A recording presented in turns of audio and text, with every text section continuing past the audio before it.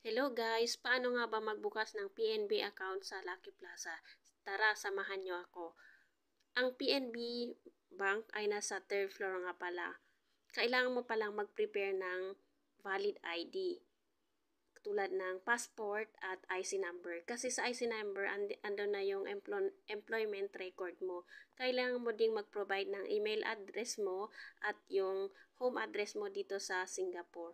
After mong mag-provide ng valid ID, kailangan mo mag-fill up ng form at pipili ka lang ng passbook or ATM.